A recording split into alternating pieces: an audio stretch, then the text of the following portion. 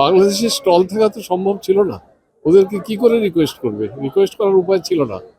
আর এখন যে ঢাকা বইমেলা হচ্ছে তাতেও ইন্ডিয়ান বইয়ের স্টল নেই, আগে ছিল অনেক।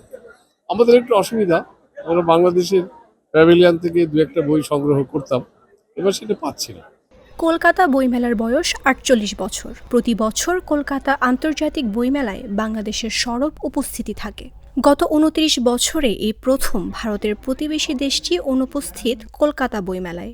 সল্টলেকে ৪৮তম এই মেলায় সারা বিশ্বের মানুষের উপস্থিতি থাকলেও নেই শুধু বাংলাদেশের প্যাভিলিয়ন। দেখা মিলছে না বাংলাদেশের প্রশাসকদেরও। ২৯ বছরে এই প্রথম বাংলাদেশের বইপ্রেমীদের ভিড় নেই।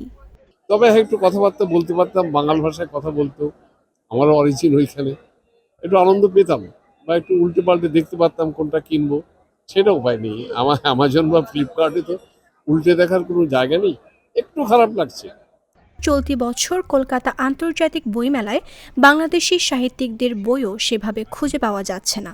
জানা গেছে বড় পাবলিশার্সের নিজস্ব পাবলিকেশন বাংলাদেশি লেখকদের বইগুলো পাওয়া যাচ্ছে, তবে সেই সব বই নিতে গেলে আগে থেকে তাদের জানাতে হচ্ছে। এই ব্যাপারটা তো বাংলাদেশের স্টল নেই, সাহিত্যের দিক থেকে এটা একটা ক্ষতি অবশ্যই আমার মনে হয়। কারণ দুই বাংলার সাহিত্যের একটা বহুদিনের একটা ঐক্যের সম্পর্ক ছিল। সাহিত্যিক দিক থেকে আমি মনে করি এটা একটা ক্ষতির দিক।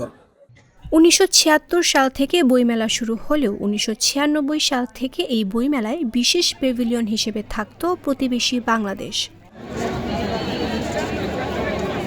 কোভিড ও মাঠ সংক্রান্ত জটিলতার কারণে কয়েকবার বইমেলার আয়োজিত হয়নি, তবে প্রতি বছরই বাংলাদেশ তাদের বিশাল বইয়ের সম্ভার নিয়ে পৃথকভাবে প্যাভিলিয়ন করে বাংলাদেশ কবি সাহিত্যিকদের বই নিয়ে আলোকিত করত। কিন্তু এবারের চিত্রটা ভিন্ন।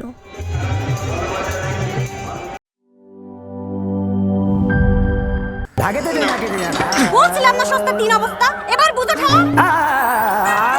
ভালো টিউবওয়েল যে কেন না, এবার বোঝো মজা। আগেই কইছিলাম দেশের আরএফএল টিউবওয়েল নাও। এবার আর ভুল নাই, আরএফএল ছাড়া উপায় নাই। অল্প চাপে বেশি পানির জন্য আরএফএল।